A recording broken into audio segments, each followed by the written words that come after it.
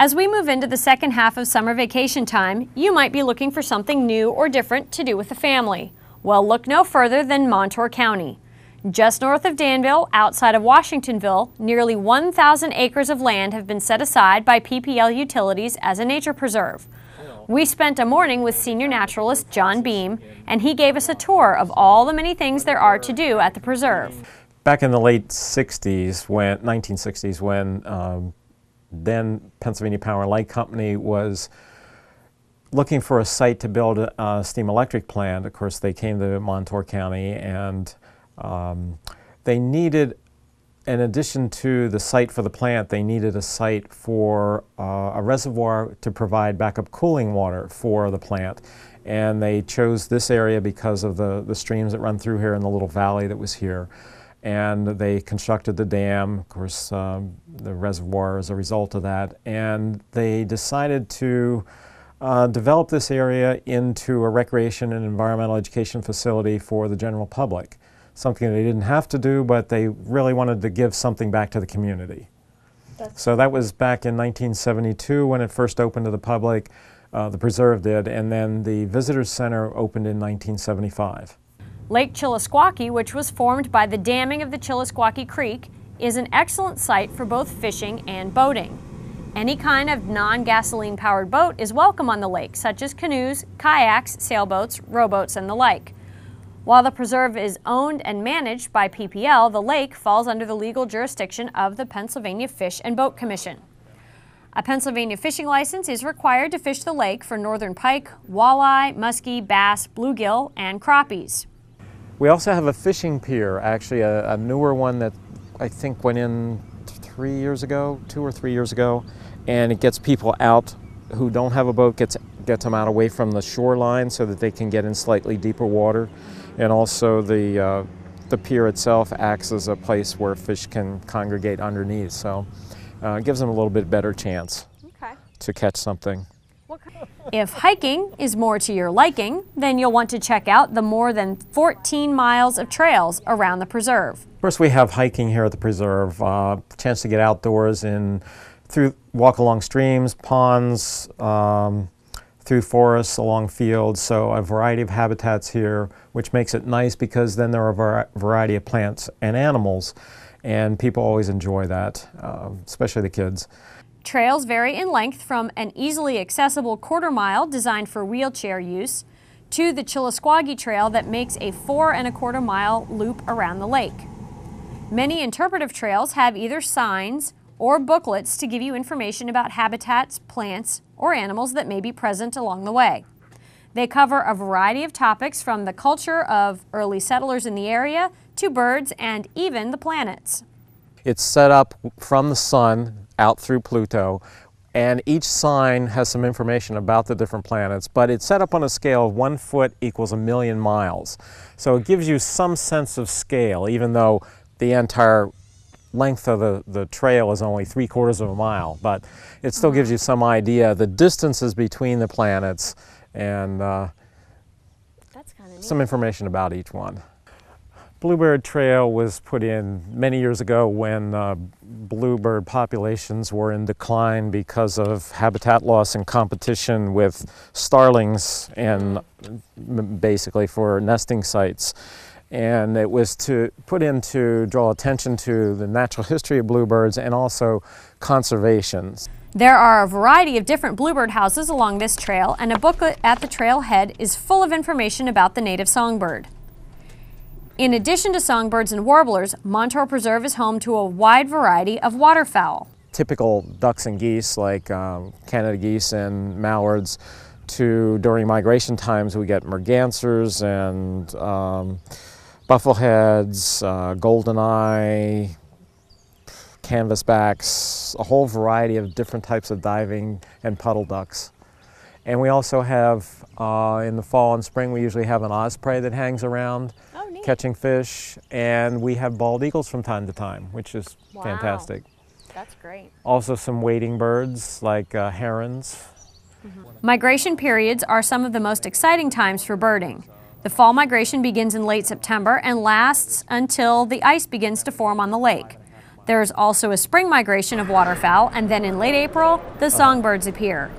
During the summer months, warblers and songbirds are plentiful across the many habitats at the preserve. So altogether, over the course of however many years the preserve has been here now, we've, I think, recorded over 265 different species of birds that have spent some time here. So it is kind of a birder's paradise in that respect. While much of the preserve is open to visitors, there is a section with more limited access. And we have a section of the preserve and the lake set aside as a wildlife refuge. It's an area where we try to minimize the amount of human activity in there so that waterfowl and wild animals can do their thing naturally, basically, without much human disturbance. We do have 2 wildlife observation blinds on the lake that are in the refuge area where people can go, especially during waterfowl migration, to observe waterfowl in the lake and maybe some animals in the forest or fields nearby. Permits and keys to the 2 blinds are available from the office, which is located in the brick building adjacent to the visitor center. 2 large picnic areas flank the shores of Lake Chillisquaque with numerous tables, pavilions, charcoal grills, and playgrounds. Pavilions can be reserved by calling the office or are available on a first-come, first-served basis if there is no reservation. Another fascinating outdoor activity at the Montour Preserve is the fossil pit. This shale bank was originally used as fill for the parking lots. When fossils were discovered in the rocks, they decided to make a fossil pit out of it. When they were kind of completing the final stages of the preserve, they decided to open this up to the public as a place that they could come and collect fossils. So people are allowed to come in here, dig around, play around, do whatever, and 365 days a year, yes, absolutely. And this is the one place in the preserve that we do allow people to collect and take with them what they find. The fossils you might find here predate the dinosaurs and include brachiopods, crinoids, clams, oyster shells, and corals, just to name a few. There's even a handy kiosk with information to aid you in identifying your fossil. Lots of different kinds of fossils of creatures that lived here when this area was covered by a shallow sea. And shallow back in those days was anywhere from 60 to 200 feet. Really? This is back at a time when Pennsylvania was actually right on the equator. So it was a nice, warm, tropical sea. It's hard to believe that Pennsylvania was like that. Warm or tropical in Pennsylvania just doesn't seem right. Yep, doesn't seem to go together today. No. My videographer, Aston White, located a fossil during our brief visit to the fossil pit. If you prefer some indoor exploration, you'll want to check out the Visitor Center. Open 7 days a week from 8 a.m. to 4 p.m. during the summer, the Visitor Center is home to a variety of displays. From a collection of Native American artifacts, examples of local reptiles, animals, and raptors, to a cross-section of Lake Chillisquaque, there is plenty to do. There's even an indoor viewing area that overlooks a pond and songbird feeding station. This is a great way to see many of the native species without trekking into the fields and forests. Another display shows artifacts from the Bittler farmhouse. Settled in 1857, the Bittlers' farm covered a portion of the area now part of the Montour Preserve. John Bittler's great-granddaughter Laura Smith owned the family farmhouse, which is now home to the preserve's office. Mrs. Smith was thrilled with the idea of turning her family homestead into a place for environmental study and preservation. In fact, the Bittler family will be holding their 100th family reunion at the preserve next month. Adjacent to the Visitor Center is the Environmental Education Building. This building was constructed with grant money to seat more than 200 people for the many events and educational classes held at the preserve throughout the year. Nearly every weekend there is some type of public program, from hunter education to wildflower walks, talks on bats, night walks, and the most popular event, maple sugaring. When the sap begins to flow in late February, be sure to stop by one of the 2 weekend open houses to discover just how maple syrup is made.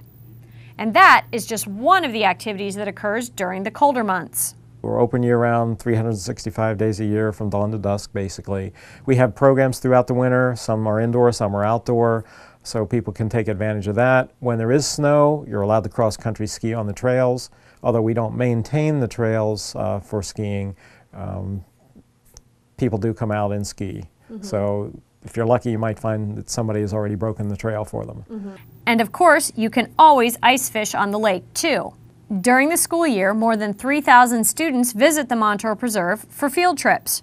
Some visit during maple sugaring, while others come to do pond studies. Well, when we have school groups, we often do pond studies out there. So we'll go out with nets and pans and we'll take some samples and look at small critters, macroinvertebrates. Right. So the types of insects that live their aquatic life or aquatic stages in the water. And kids are always oohing and ahhing at that. They had no idea that this is a dragonfly or will turn into an adult dragonfly that they see flying around or whatever it might be. Right. No matter how you like to interact with nature, whether it's on the water, hiking in the woods, bird watching, digging for fossils, enjoying a picnic, or visiting displays, you will find it at the Montour Preserve. For more information, you can email the preserve at pplpreserves@pplweb.com or call the office at 570-437-3131. And that's just one thing you can do right here in your neighborhood.